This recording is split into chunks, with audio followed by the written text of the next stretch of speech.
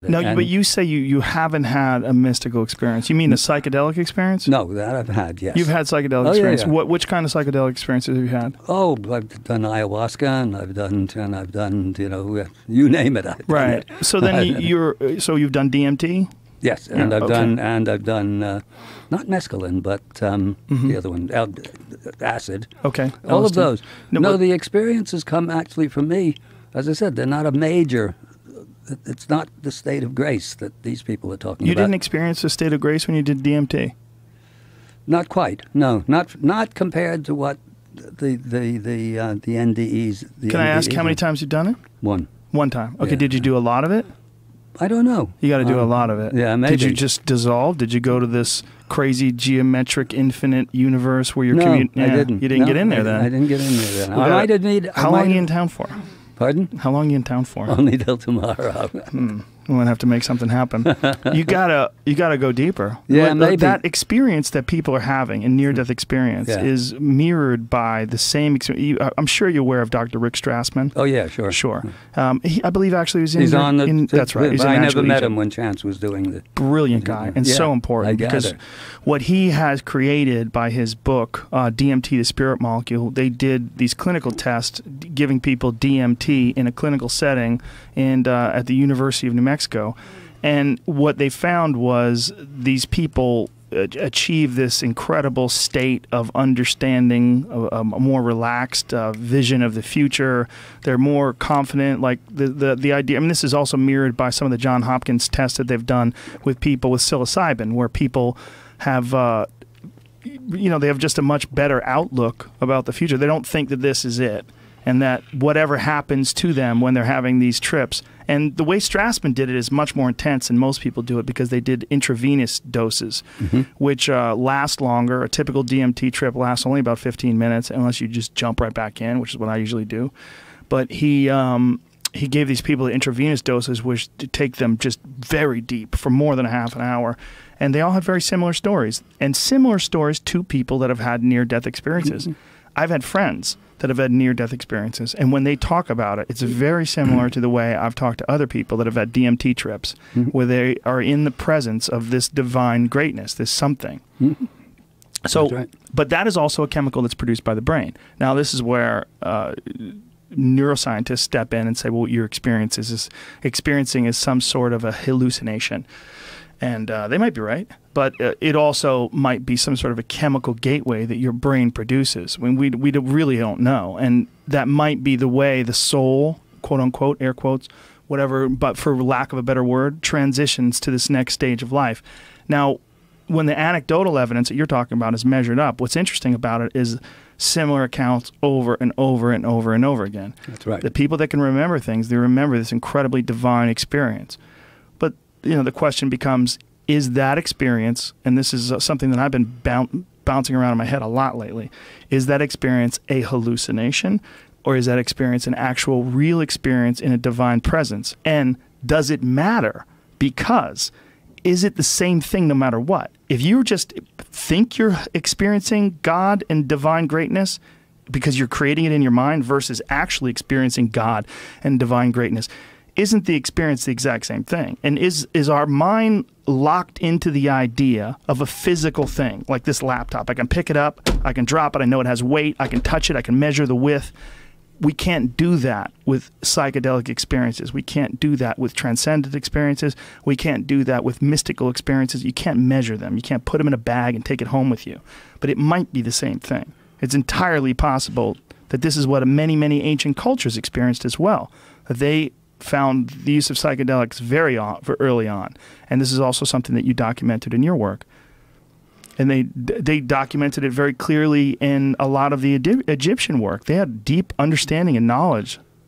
Exactly, Joe. This is one of the important things about the drugs and the NDE experiences. In my view, the NDE experience is more so because there's nothing in the way. There's nothing obstructing it. They're dead, Right. and this is where they go. With the drugs, you know you're you in these experiences, and the problem. Interesting. The problem. It's not a problem. It's the wrong word, but with the NDE experiences, I mean, absolutely, Joe Sixpack, everybody, ordinary people, many of them, some of them even atheists, go through this and come back literally transformed. Their whole lives are changed by it. With the drugs, it really is, for the most part, it's a trip. It doesn't have this, let's say, this lasting transformational value. It does on some people. It does sometimes, yes. Well, the Johns Hopkins study showed that a lot of people, decades later, had a vastly improved quality of life, different outlook on things, and especially when you're dealing with terminally ill patients. Oh, well. When they've given it to terminally ill patients, significant lessening of anxiety and fear of death. Oh, sure, it would be. But the hallucination, this is another scam by the so-called rationalists who, in fact, are not. They're this idea that it's a hallucination. And what's a hallucination? And what's its evolutionary value? Why should there be where's the hallucination gene? This is all bullshit, actually. And what it actually is not based upon reason as they promote themselves. What it is actually is the rationalization of their own inner emptiness. They can't handle the fact that there might be something else. And in fact, their whole intellectual lives are consecrated to proving that life is indeed as meaningless as their own. But is that what it is, or is it they're just trying to look at some sort of give it a critical, objective view and go over all the possibilities? We know that drugs do affect the mind in very strange ways. We know some people take drugs and it completely distorts their reality. Alcohol is a perfect example of that, right? Yeah. It's a great drug for distorting reality. You can watch someone get drunk and have a very bizarre version of what they're looking at.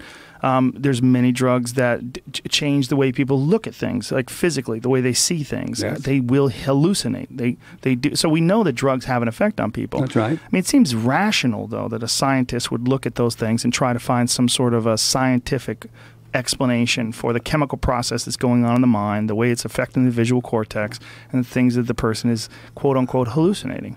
Underlying that contention, which is not science in and of itself, that is just a hypothesis. That is speculation. And I said what it's based upon is protecting their own vision of the world, which is that the universe is an accident, and anything that is mystical or so-called spiritual is hallucinatory, and they have the answers. And these people, as far as I'm concerned, are more dangerous even than politicians. They are. Put it this way: it's the Church of Progress is the religion of the emotionally defective, the spiritually dyslexic, and the philosophically depraved.